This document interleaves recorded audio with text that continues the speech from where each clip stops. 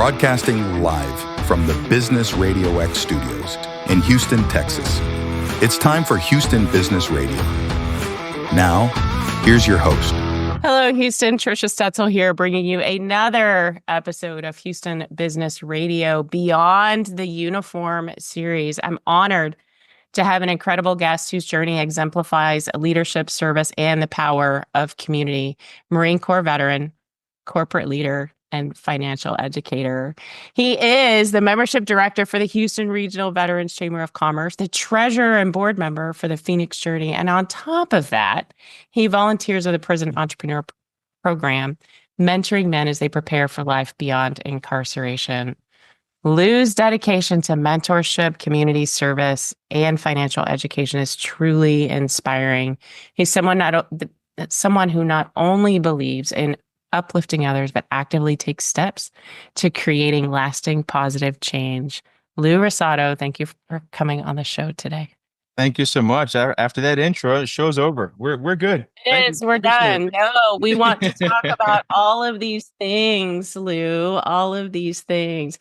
So why don't you tell us, I know I talked a lot about the accolades and the things that you've accomplished as such a young person, but tell us about Lou. Who is he? Oh, always looking to grow, Trish. If you're not growing, you're dying, right? So what can I do to go to bed 1% better than the human being I was when I woke up this morning? Right. And sometimes that's drastic. Sometimes things just happen throughout the day. And that 1% is like 5. And it's like, man, this is great. It's going to be hard to go to sleep. I'm so buzzed right now. Right. And other days, they just feel like treadmill days. You know, you ran 1,000,000 miles and you're in the same spot.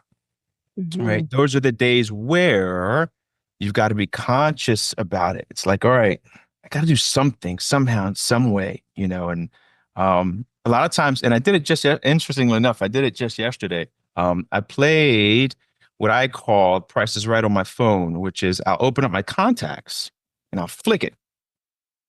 And wherever it stops, oh man, I haven't talked to that person in a while. Ooh, quick text message, you know, and ended out in a phenomenal conversation. Someone who I hadn't spoken to 3 years, 4 years.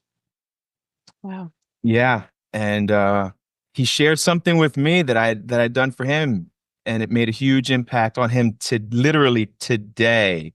Something that I told him, he was like, man, you told me about that. I did that. And it's helping me out right now because, and I was like, all right, appreciate you. You know, we're good. You know, and that was my 1% for the day.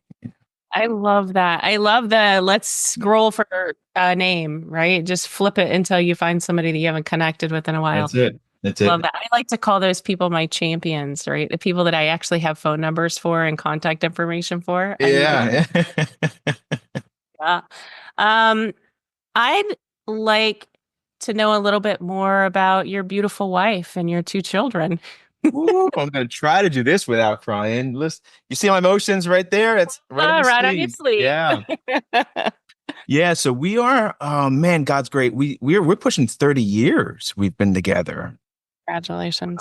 Thank you. She was 18. I was 19 when we met. And we've been married for 24 years. We have a 24-year-old young man back in New Jersey, lifing, doing his thing out there. My baby girl is 20. She just wrapped up her midterms. So super stoked about that. And we're in the empty nest phase right now, and I'm enjoying watching her grow right now. Yeah. In ways that I knew were possible, but you can't force something to grow, right? You can nurture, you can support, you can protect, you can do all the things that you've got to do, but it's got to want to grow, you know. And now that she's starting to just see her own potential a little bit, you know, she's just, it's truly a blessing. Naturally, when we're together for so long, we're not the same people we were when we were the kids that we were, right? But she's not even the same person that she was a year ago. Wow. You know?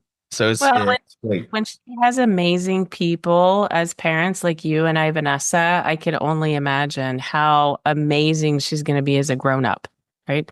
And she's on her way. Yeah. For Uh, sure. For sure. 20, 20 years old.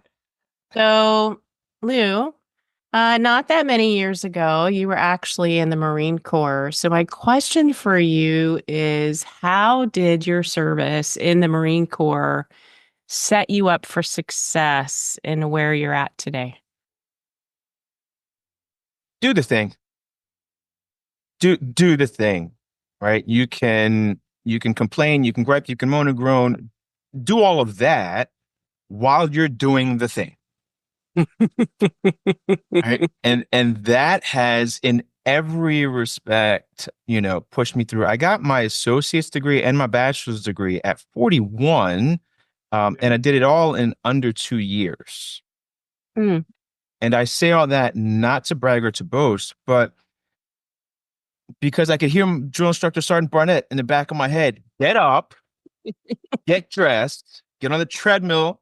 When you're done, take a shower, hit the books, get that done before you got to go to work. And when you come home from work, get back on the books while eating dinner and then get some shut eye to get up and do it tomorrow morning. Yeah. Good to go? Understand that? Yes, sir. Do it now.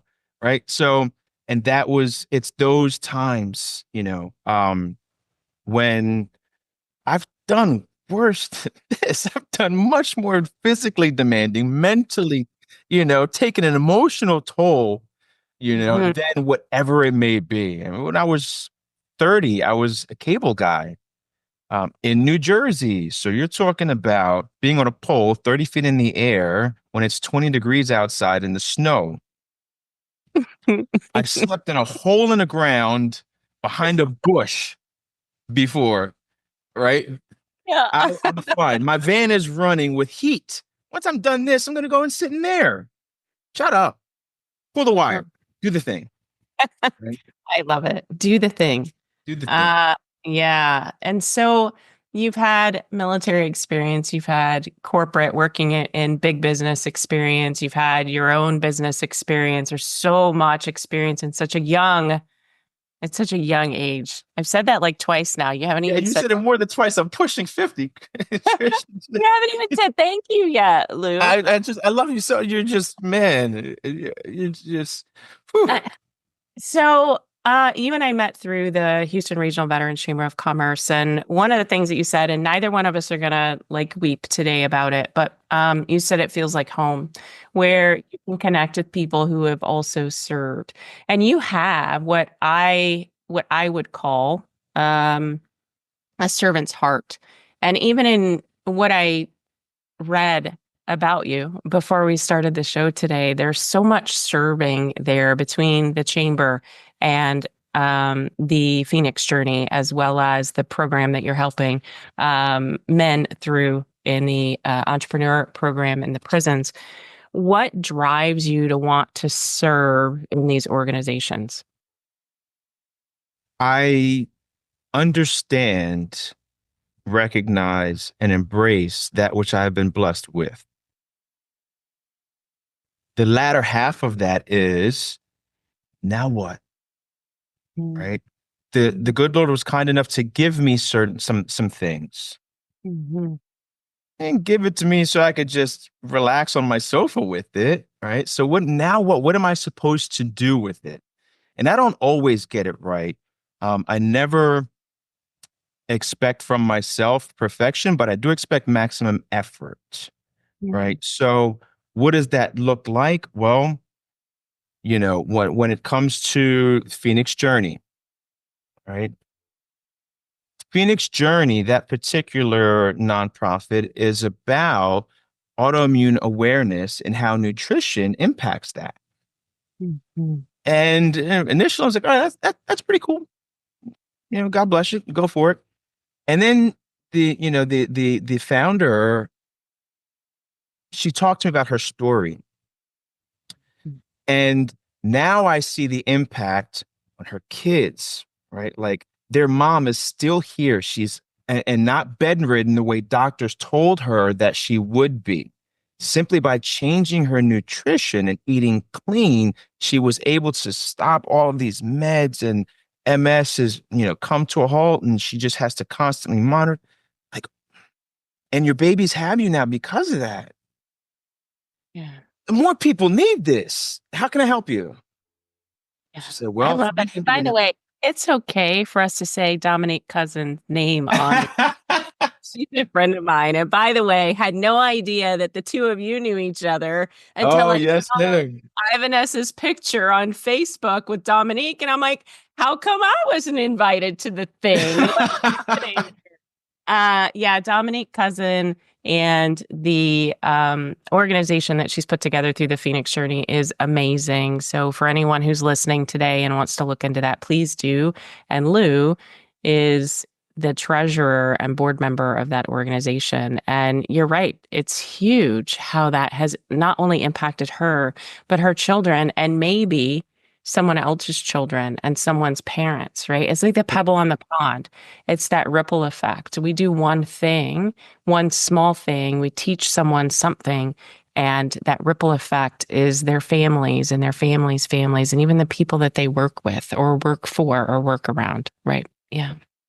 Love Yeah, that. and the chamber is just another version of that. I came across the chamber. Oh man, networking with vets. Yeah, cool. I'm in.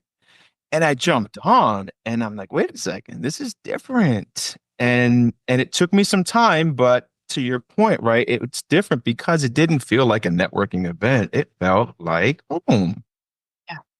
Yeah. Wait a second. I'm supposed to be, I belong here. And Yeah. and that just continued to compound from there within the Mhm. chamber. So let's talk a little bit about the chamber. Mhm. You sit on, or you are the membership director for that Yes. organization. I happen to sit on the board. We're going to be turning 4 this year. Is that right? I can't Yes. believe it. It's gone by so fast. So it feels like home and you love being a part of it. What would you say about the chamber to any of the veterans who are business leaders or own businesses that are listening to the show today? What would you tell them about the chamber? Yeah. First and foremost, it's not like any other networking group, or it's not like any other chamber, right? Mm, Because not any other chamber can say some of the things that we can say and do the things that we can do, mm, right? When I met the VP, John Cackles, John didn't know me. I didn't know him at all. It was our first conversation. And when I was, I was medically discharged from the Marine Corps after 2 years, and I was using words like only, right? Like I only did 2 years, mm. and no, I don't do anything with, I don't have a disability rating. And he chewed me out 3 ways from Sunday. Which And I felt took it. full. Yes, I Like, took it. I'm like, yes, sir. Sir. I don't know this man, but I don't have to know him. Right. I just have to know what his rank is. Right? And that was our intro to each other, and then when I finally met him, we had the conversation. But it's things like that when we have mixers, and we get guests, and I'm like, hey, did you serve? I'm like, and yeah, Army. We've reached our quota on soldiers. You can have a nice day somewhere else. Let me guess, Crown Eater, Crayon eater. right? And we don't even know this man's name yet, but we're already going at it, right? Yeah. You can't Mhm. do that in any other chamber. Mm. Those are the things that make it feel like home. And from a business perspective, right? If you know what you're looking for, we can help provide the resource. If not from within, externally with our connections. If you don't know what you need, which many times is the case, especially for younger businesses, right? They don't know what they don't know. We Mhm. can help you with that too. Let's have a conversation, right? And if I don't know, I know people, right? Yeah. I know people, and we'll help you figure out what you need to help you grow, whether it's from coaching perspective, whether it's issues with your website, building a website, HR, whatever it is. If we don't have the resource, there's a very good chance that we're connected to someone who does. Yeah. And by the way, for anyone who's listening who's not a veteran, we love our veteran supporters as well.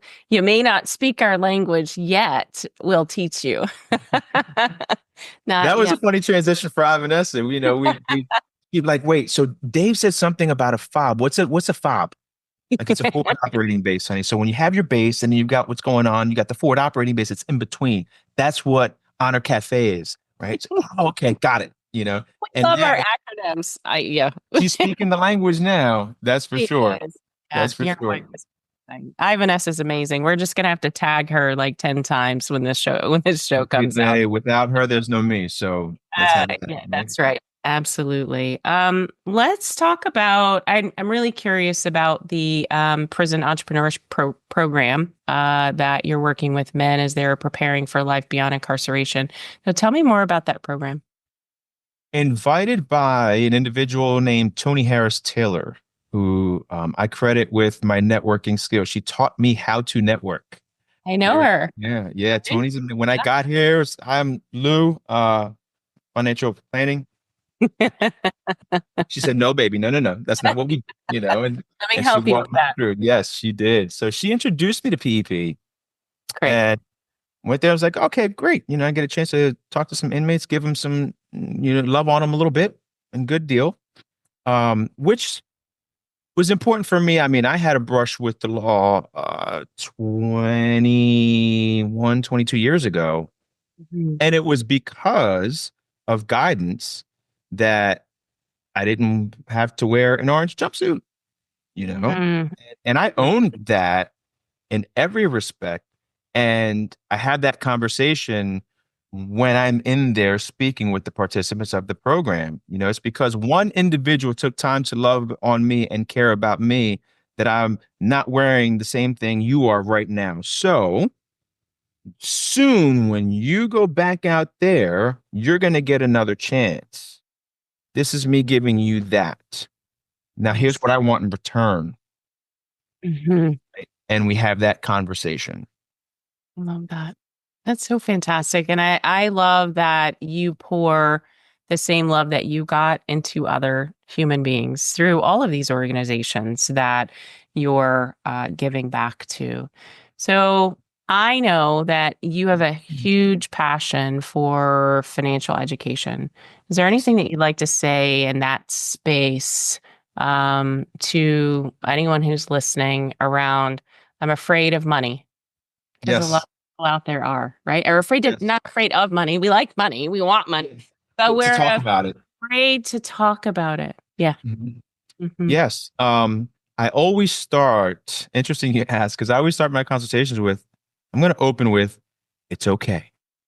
Hmm. I always go, what do you mean? It's okay. Hmm. You're going to hear me say that throughout. And okay, fine, And then they start talking, right? And we're having a conversation, and I might ask a question about, right? So what do we have 401k wise, anything in the investment space? I had, and then they start to justify. I had X amount, but then it's okay. Yeah. It's okay, right? Yeah. And then it starts to sink in, and I just create that safe space of it's okay to be 50 and not understand how your 401k works, Hmm. right? Hmm. It's okay. That's why you're here. People ask, how do I get started? Guess what? You already did because you asked the question. Yeah, I love that, Lou. I do.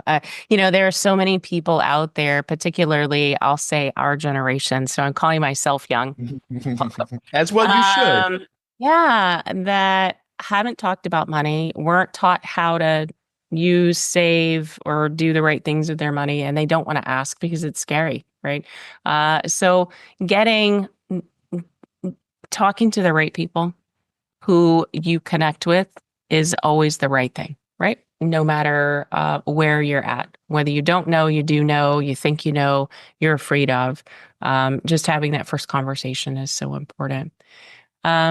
So Lou,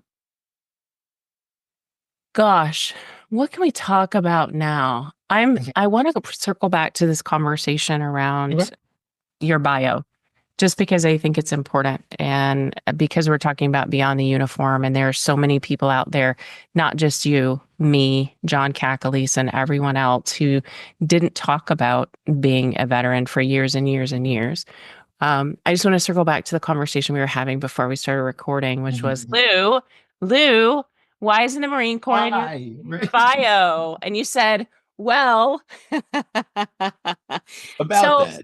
Yeah, about that. So I just want to talk a little bit about that. Listen, I bought and opened my first business in 2007. I never told anyone that I was a veteran until almost 4 years ago when I joined the chamber. When they asked me to join the chamber, I was like, oh yeah, I'm a veteran. I had lost that identity along the way, right? I got out of the military. I went to work for corporate. I opened a business. I did all of those things and I didn't need any help. So I never said that I was a veteran because I thought if I did, everyone would think that I needed help. Right? So coming back around to the conversation we were having about that not being in your bio, you told me that you're still clearing the space for that, right? Yes. Still clearing the space for that. So talk a little bit about that. Yeah. So it was a very quiet time in the world, really. My unit was on standby during Kosovo. Right? 9/11 hadn't happened yet. The first Gulf War was already over. So nothing was going on. So no war stories on my part, right? And now in my 40s, I'm okay with that, right? Not everyone is Rambo out there, and that's a whole mindset thing, right? So there's that part. Yeah. The biggest thing though for me was I got so much from the Marine Corps. It's literally, I see it in my kids, right? With regards to their ability to hone in on something and the discipline to get it done. Like I learned that as a teenager and day one in boot camp, right?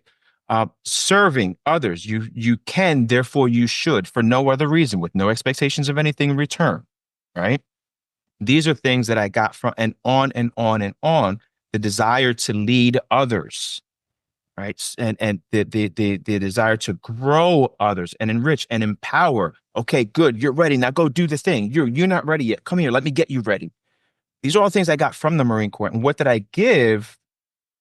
2 years, the vast majority of which was spent training, right? So I always felt like it was a one-sided relationship. Very me. So there was the only way I could, say thanks was to just utilize that in my life until the chamber. Yeah.